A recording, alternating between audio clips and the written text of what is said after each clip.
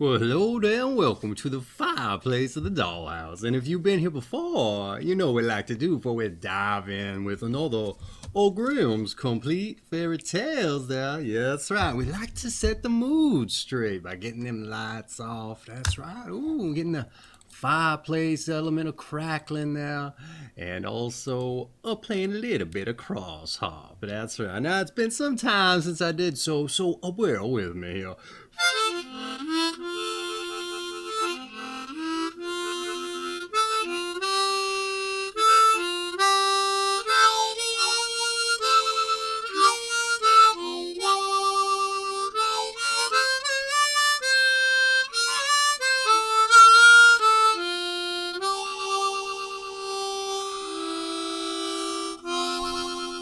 Well, all right, that's right. Now, what are we reading tonight? You're probably wondering. Well, we got a couple more Christian fairy tales, sound like, but I'm just going by the title. Who's to say? But they're in the book here, so there must be some Grimm's fairy tales, regardless. So let's see what we got first.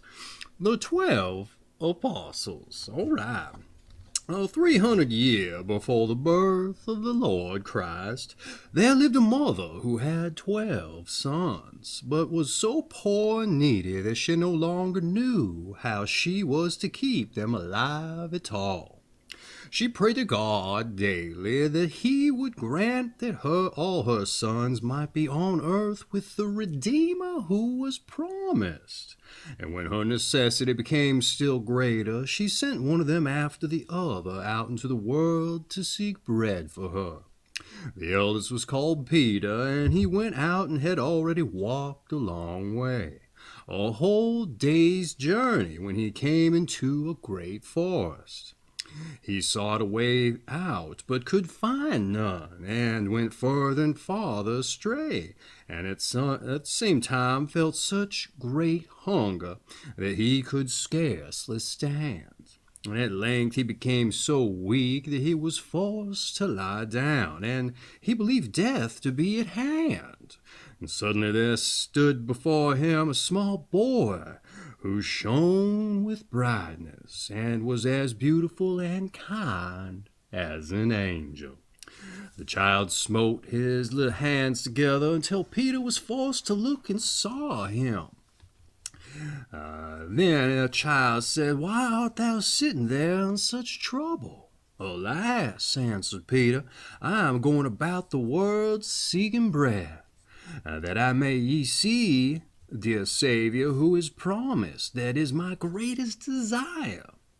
The child said, "Come with me, and thy wish shall be fulfilled." He took poor Peter by the hand and led him between some cliffs to a great cavern. When they entered it, everything was shining with gold, silver, and crystal, and in the midst of it 12 cradles were standing side by side. Then said the little angel, "Lie down in the first and sleep a while. I will rock thee."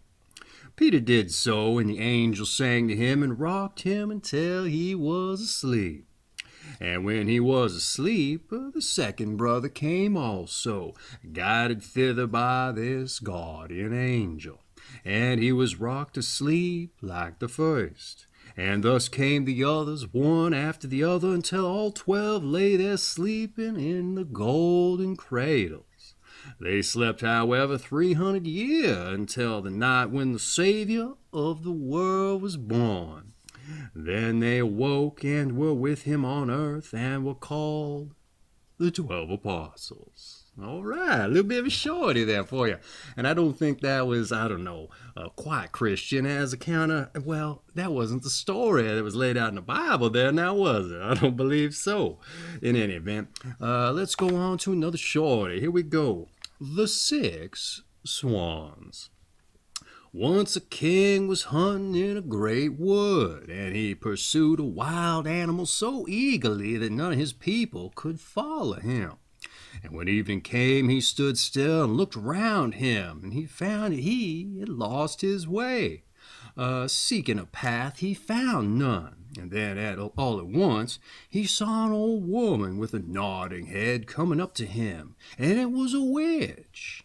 "My good woman," said he, "can you show me the way out of the wood?" "Oh, yes, my dear Lord King," answered she. "Certainly I can, but I must make a condition, and if you do not fulfill it, well, you will never get out of the wood again, but die there of hunger."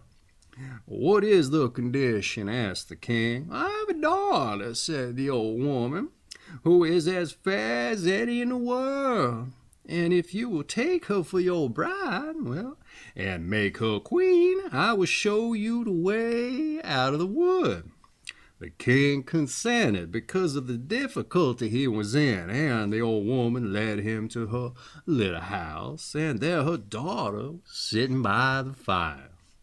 She received the king just as if she had been expecting him, and though he saw that she was very beautiful, she did not please him, and he could not look at her without an inward shudder. Nevertheless, he took the maiden before him on his horse, and the old woman showed him the way, and soon he was in his royal castle again, where the wedding was held. The king had been married before, and his first wife had left 7 children, 6 boys and 1 girl, whom he loved better than all the world. And as he was afraid the stepmother might not behave well to them, and perhaps would do them some mischief, well, he took them to a lonely castle standing in the middle of the wood. And there he remained hidden, for the road to it was so hard to find that the king himself could not have found it. Had it not been for a clue of yarn, possessing wonderful properties that a wise woman had given him, and when he threw it down before him, it unrolled itself and showed him the way. And the king went so often to see his dear children that the queen was displeased at his absence, and she became curious and wanted to know what he went out into the wood for so often alone. She bribed his servants with much money, and they showed her the secret, and told her of a clue of yarn, which alone could point out the way. Then she gave herself no rest until she found out where the king kept the clue. And then she made some little white silk shirts and sewn a charm in each. And she had learned witchcraft of her mother. Once when the king had ridden to the hunt, she took the little shirts and went into the wood, and the clue of yarn showed her the way. The children, seeing someone in the distance, thought it was their dear father coming to see them, and came jumping for joy to meet him. Then the wicked queen threw one of the little shirts over each, and as soon as the shirts touched their bodies, they were changed into swans, and flew away through the wood. So the queen went home very pleased to think that she had got rid of her stepchildren, but the maiden had not run out with her brothers, and so the queen knew nothing about her. Next day the king went to see his children, but found nobody but his daughter. "Where are thy brothers?" asked the king. "Oh, dear father," answered she, "they are gone away and have left me behind." And then she told him she had seen from her window her brothers in guise of swans fly away through the wood, and she showed him the feathers which they had let fall in the courtyard, and which she had picked up. The king was grieved, but he never dreamt that it was the queen who had done this wicked deed. And as he feared lest the maiden also should be stolen away from him, he wished to take her away with him. But she was afraid of the stepmother, and begged the king to let her remain one more night in the castle in the wood. And then she said to herself, "I must stay here no longer, but go and seek for my brothers." And when the night came, she fled away and went straight into the wood. She went on all night and the next day until she could go no longer for weariness. And at last she saw a rude hut, and she went in and found a room with 6 little beds in it. And she did not dare lie down, but she crept under one and lay on the hard boards and wished for night. And when it was near the time of the setting sun, she heard a rustling sound, and saw 6 swans come flying in at the window. They alighted on the ground and blew at one another until they had blown all their feathers off. And then they stripped off their swan skin as if it had been a shirt. And the maiden looked at them and knew them for her brothers, as was very glad, and crept from under the bed. The brothers were not less glad when their sister appeared, but their joy did not last long.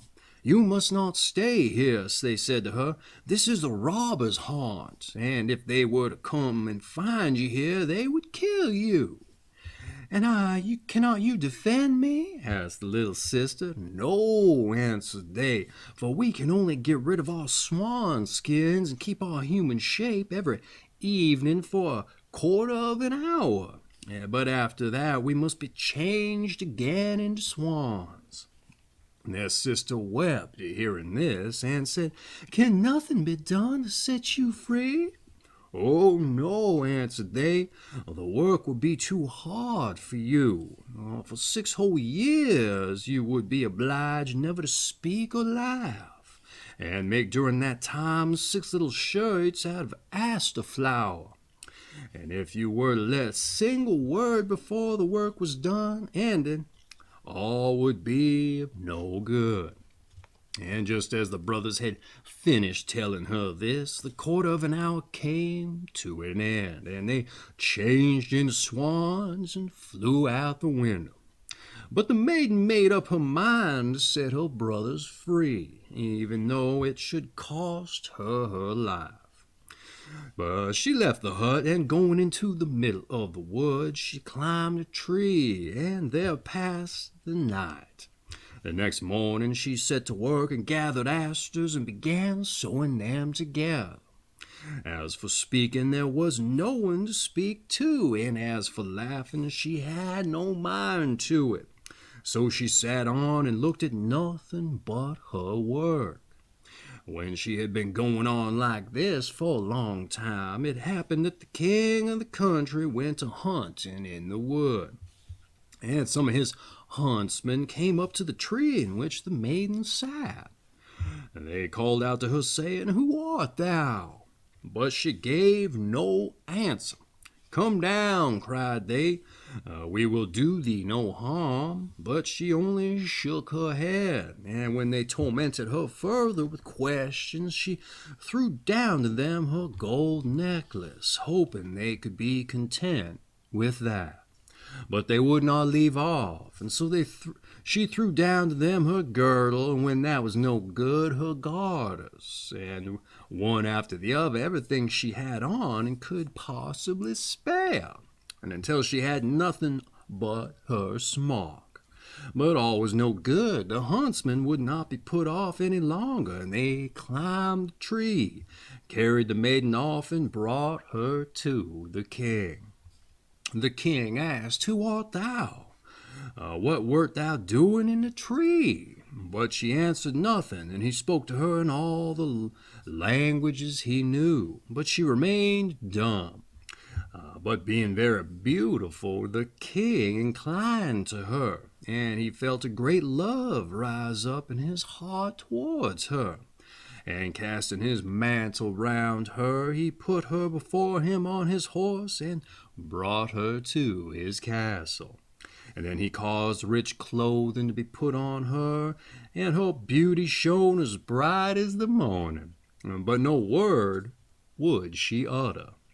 He seated her by his side at table, and her modesty and gentle mien so pleased him that he said, "This maiden I choose for a wife, and no other in the world." And accordingly, after a few days, they were married. But the king had a wicked mother who was displeased with the marriage and spoke ill of the young queen. Who knows where the maid can have come from? She said, and not able to speak a word? Oh, she is not worthy of a king. And after a year had passed, the queen brought her first child into the world, and the old woman carried it away, and marked the queen's mouth with blood as she lay asleeping. And then she went to the king and declared that his wife was an eater of human flesh. And the king would not believe such a thing, and ordered that no one should do her any harm. And the queen went on quietly sewing the shirts and caring for nothing else. The next time a fine boy was born, and the wicked stepmother used the same deceit, but the king would give no credence to her words. For he said, she's too tender and good to do such a thing, and if she were only not dumb and could justify herself, then her innocence would be as clear as day. And when the third time the old woman stole away the newborn child and accused the queen, who was unable to say a word in her defense, the king could do no other but give her up to justice, and she was sentenced to suffer death by fire.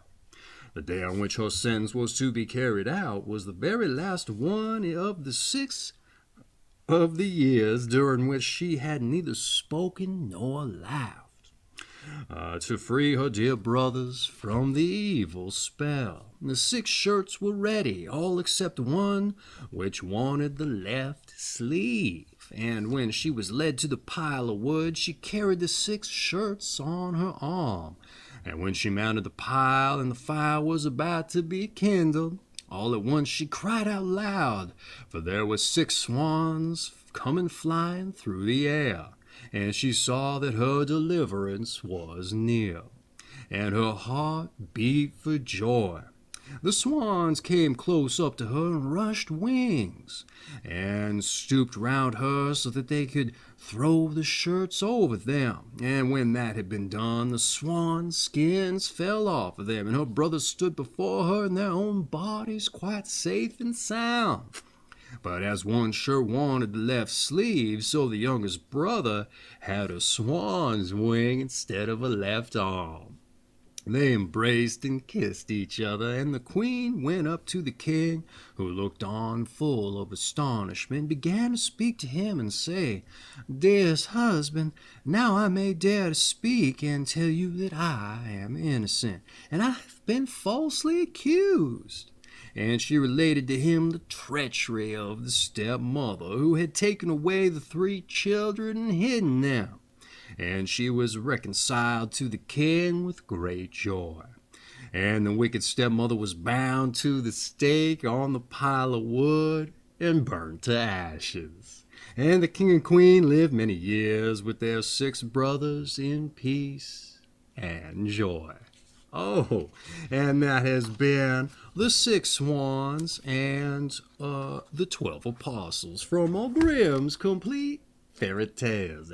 I'm feeling this book down in the description. You're interested in picking up a copy and, taking in all the Grimm's Fairy Tales maybe you haven't heard here or followed along with. Who's to say? But hearing all there about the book there, I just hope you enjoyed yourself, really. It's been some time since I dived in with the Grimm's Complete Fairy Tales, so I thought I'd drive in tonight. How about that?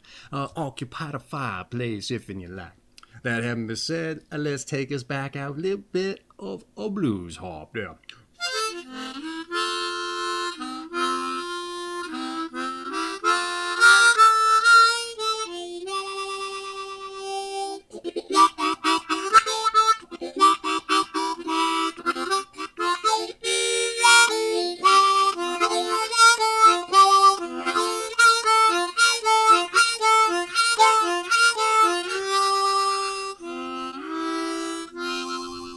Well, all right, how about that? It wasn't too bad. I haven't been playing the Crossharp all that often either now. But hey, then, I hope you enjoyed yourself. We see you on the next one, or you stop by to watch the old videos there when I was in the attic or back here in the fireplace. Who's to say? But any event, hey, A kiss to you, missus, as I like to say, and a tip of my hat to your old cat.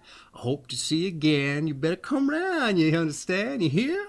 I hope you do. All right, then. Take care of yourself now.